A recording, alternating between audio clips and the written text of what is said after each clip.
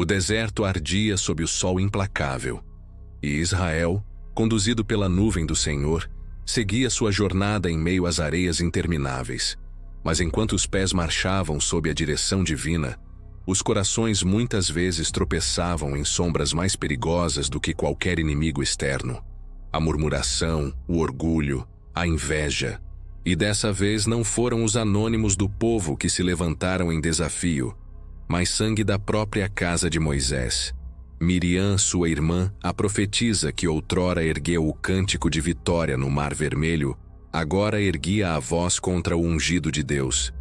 Miriam e Arão, inflamados pela serpente da vaidade, falaram em segredo, mas diante dos ouvidos do Altíssimo nada se oculta. A língua de Miriam se fez espada contra o irmão.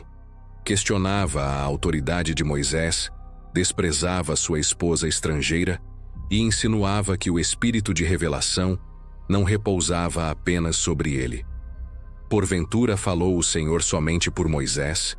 Não falou também por nós? Diziam eles. Palavras venenosas travestidas de zelo, mas fermentadas no barril do orgulho. Eis o perigo da língua. Ela parece pequena, mas pode incendiar desertos inteiros. A mesma boca que antes cantou louvores, agora destilava veneno contra o escolhido. E os lábios que um dia proclamaram vitória, agora proclamavam rebelião.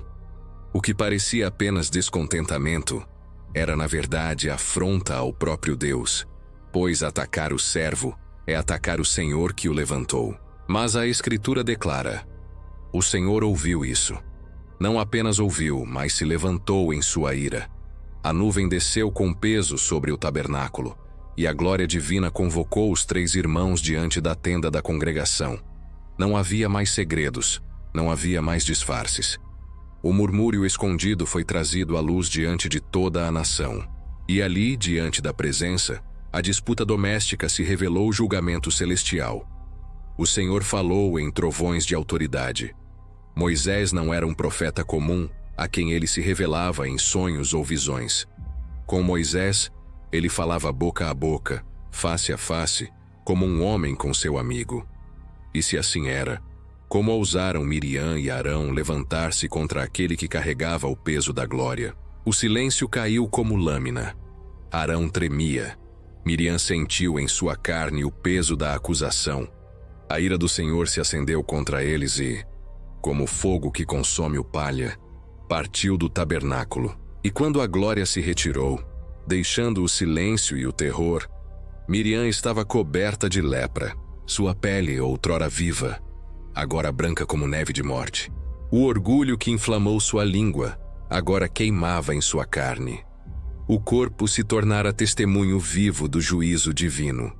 A profetisa que cantou no mar, agora se tornava exemplo de vergonha diante de todo o Israel. Assim começa o juízo, não com estrondos de guerra, mas com a exposição do coração. E o coração de Miriam, ferido pela inveja, se tornou palco da disciplina de Deus. O silêncio que seguiu a partida da nuvem era pesado como pedra sobre os ombros de Israel. Todos viram, todos sabiam. A lepra, branca como a própria morte, cobria Miriam da cabeça aos pés. O murmúrio que nascera em segredos agora se tornara espetáculo público. Aquela que dançou à beira do mar, aquela que ergueu o tamboril para celebrar a queda de Faraó, agora se arrastava como maldita, com a pele marcada pela fúria do Altíssimo. Arão, que partilhara da rebelião, foi tomado de terror.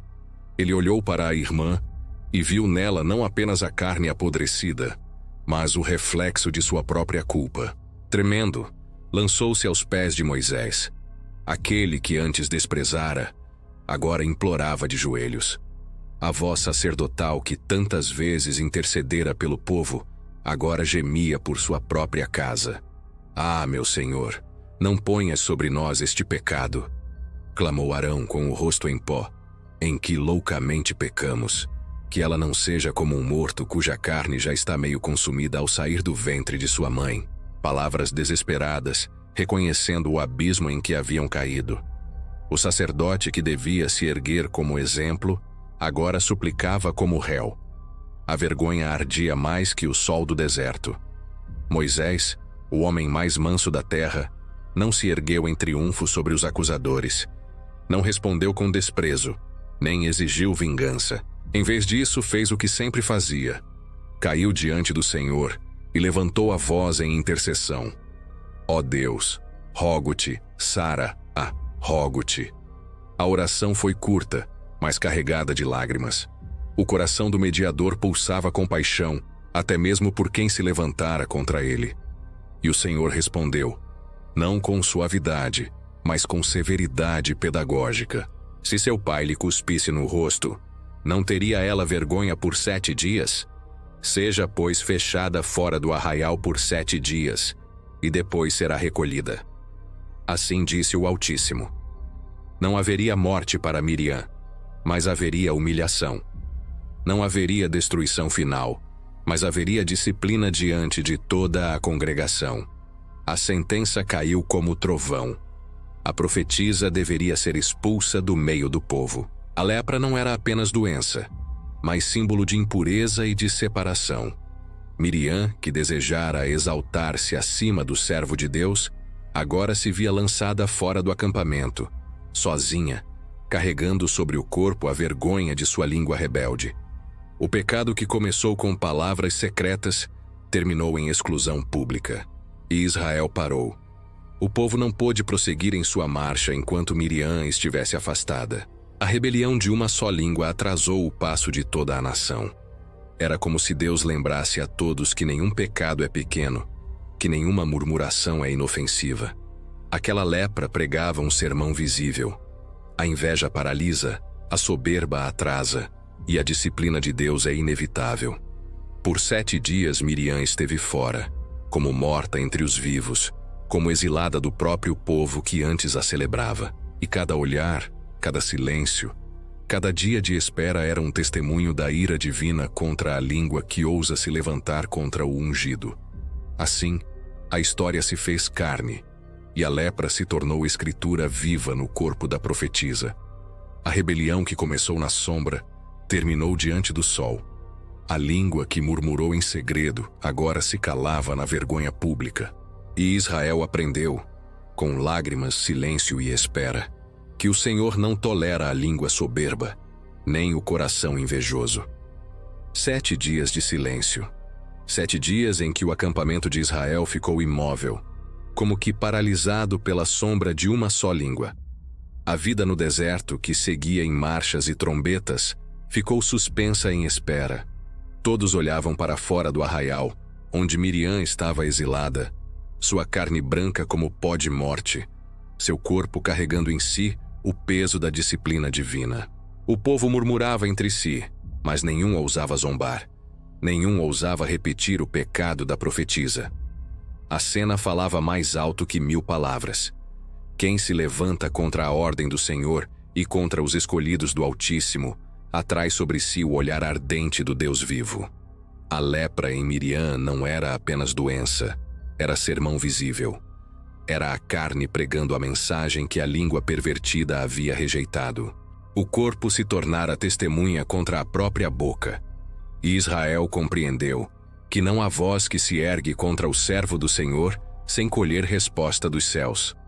O pecado da língua parece pequeno. Palavras são leves, vozes desaparecem no vento. Mas diante de Deus, cada murmúrio é pesado como chumbo.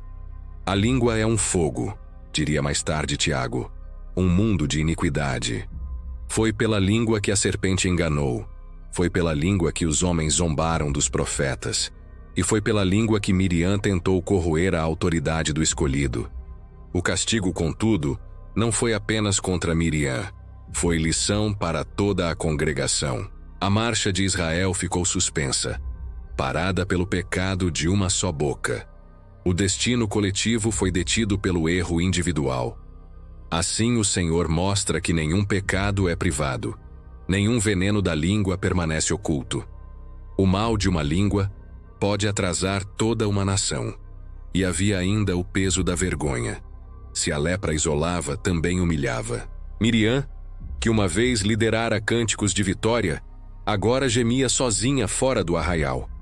O contraste era cruel. A mesma boca que proclamara louvor contra Faraó, agora ardia sob o juízo de Deus. O mesmo corpo que dançara diante do mar, agora apodrecia sob o exílio. Assim o Altíssimo mostra que a honra se desfaz quando a soberba toca a língua. Ao final dos 7 dias, Miriam foi recolhida de volta, restaurada pela misericórdia do Senhor. Mas o estigma permaneceu. Israel nunca esqueceu. O registro foi selado nas Escrituras para que todas as gerações soubessem. O Senhor não deixará impune a língua que se levanta contra os seus ungidos. E à luz de Cristo, a lição se torna ainda mais temível, pois ele, o ungido supremo, também foi alvo de zombaria, de murmúrios, de línguas inflamadas pela inveja e pela incredulidade. Mas no Calvário, o juízo que deveria cair sobre as línguas perversas caiu sobre o Filho inocente. Ainda assim, o eco permanece. Cada palavra inútil será julgada. Cada língua soberba será exposta. Cada murmúrio contra o ungido será cobrado diante do trono eterno. Assim terminou o juízo sobre Miriam, não em destruição absoluta, mas em vergonha pública e disciplina severa. A lepra serviu como espelho da alma, e a exclusão como sombra do juízo final. E Israel marchou de novo, levando consigo a memória da profetisa marcada. Um lembrete vivo de que a língua que se ergue contra o ungido se ergue contra o próprio Deus. E no silêncio do deserto, ficou gravada a lição eterna. A língua é pequena, mas inflama mundos inteiros. E o Senhor é fogo consumidor, que julga até o último sussurro.